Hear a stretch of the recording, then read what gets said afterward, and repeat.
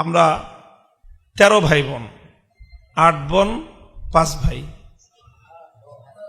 এই 8 বোনের মধ্যে 6 বোনই কোরআনের হাফেজা। তারপরে এই বোনদের মাধ্যমে আমার আব্বার জীবদ্দশায় আমার বড় বোনের 4 সন্তান সবাই হাফেজ আলেম, মেজ বোনের 8 সন্তান, 6 মেয়ে 2 ছেলে সবাই হাফেজ আলেম। তারপরের বোনের তারও এরকম 6 মেয়ে 2 ছেলে, 8 জন সবাই হাফেজ। তারপরের জনের 5 মেয়ে 4 ছেলে, 9 জন সব হাফেজ। তারপরের বোনের ওনার 3 মেয়ে 2 ছেলে সব হাফেজ। তারপরের বোনের 6 মেয়ে 4 ছেলে, 10 জন সব হাফেজ।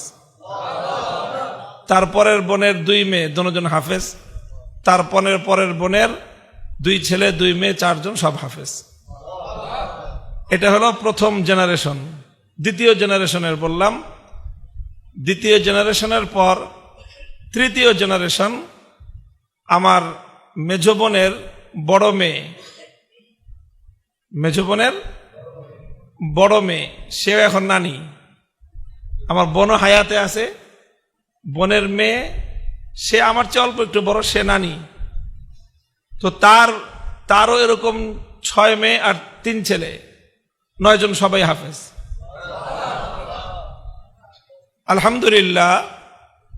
এটা আমার আব্বাজান শাইখুল হাদিস রহমতুল্লাহ আলাই ওই যে জীবনের শুরুতে একটা কথা বিশ্বাস করেছিলেন যে একজন মেয়ের জন্য তার বাবার পক্ষ থেকে এর চেয়ে আর বড় কোনো উপহার হতে পারে না যে মেয়ের বুকের মধ্যে, সিনার মধ্যে আল্লাহর কোরআনের নূর প্রজ্বলিত করে দিলেন। যেই মেয়েটা হাফেজা, যেই মেয়েটা কোরআন শিখেছে, এরকম একটা মেয়ে যদি একটা ঘরে থাকে, একজন হাফেজা মেয়ে মহিলা যদি একটা ঘরে থাকে, তো এমনিতেই তো আলহামদুলিল্লাহ মহিলারা পুরুষদের তুলনায় বেশি ইবাদত গুজার হয়। এটা একেবারেই কমন। মহিলা যদি দিনদার হয় পুরুষের চেয়ে বেশি দিনদার হয়, মহিলা যদি বদ্দিন হয় পুরুষের চেয়ে বড় বদ্দিন হয়।